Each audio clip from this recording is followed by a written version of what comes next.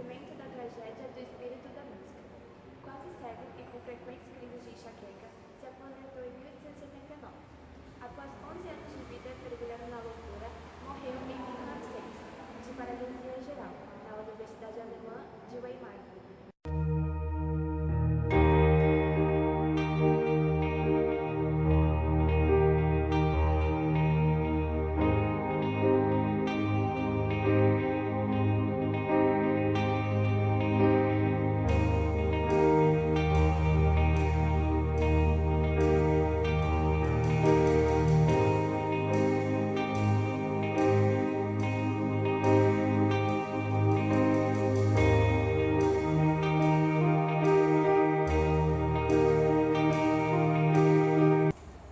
Desde o princípio, o homem buscou acreditar que além dele existe uma força suprema maior, capaz de ajudar, mudar e até transformar o ser.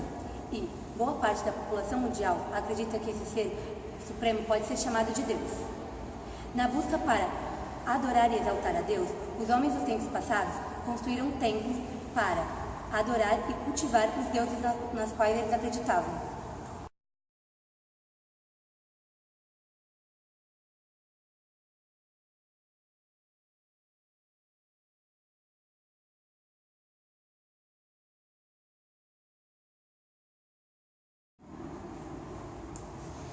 A questão do aborto na Sagrada Escritura vai aparecer especificamente em 2 livros, o livro dos Salmos e o livro de Jó.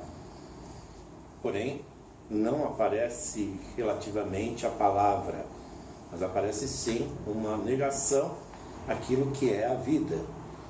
O que nós estaremos falando, o que é o aborto? Entra dentro do mandamento da lei de Deus, não matarás. E essa forma do aborto, que era conhecida, né, poderia ter outro nome, né, no hebraico, mas ela é conhecida.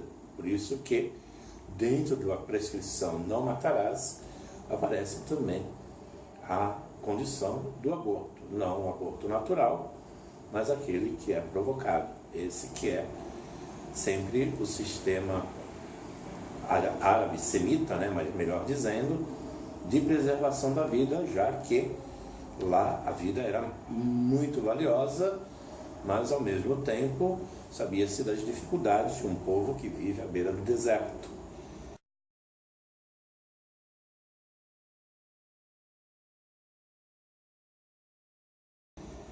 A questão do adultério, ela começa também já, apesar de que muitos livros mostram uma série de adultérios cometidos, né? Mas sempre existe uma reação negativa da parte daqueles que nós chamamos profetas.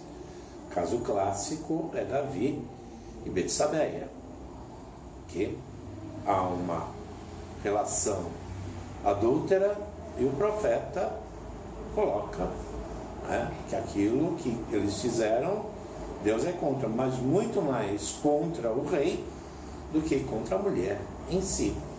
Mas já no Novo Testamento nós temos a passagem lá dos fariseus e saduceus que levam a mulher adúltera e questionam Jesus.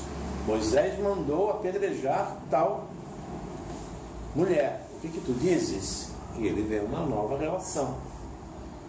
A relação do amor, do perdão, da misericórdia, porque vai para além da situação vista apenas, e vai olhar a situação toda do global da mulher, que acontecia com a mulher naquela época dele, que não era brincadeira. Então nós temos também esse termo adultério, mas também o sentido original do mandamento, né, é não adulterarás. E o adultério enquanto medida. Adulterar peso, adulterar medida, adulterar quantidade, adulterar... Isso também é uma forma de adultério.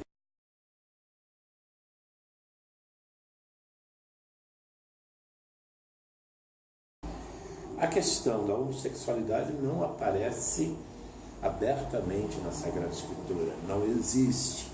Sabemos que existe um consenso do que a gente chama do que é o socialmente aceito. E principalmente uma sociedade altamente patriarcal e altamente machista. Não podemos julgar aquela sociedade daquela época à luz da nossa sociedade, do nosso conhecimento hoje. Não podemos emitir o juízo de valor. Nós podemos olhar como é que era encarado, como é que era visto, para entender como é que era a sociedade daquele tempo. Especificamente, não existe passagem sobre isso, mas apenas algumas nuances, relações que podemos inferir de texto.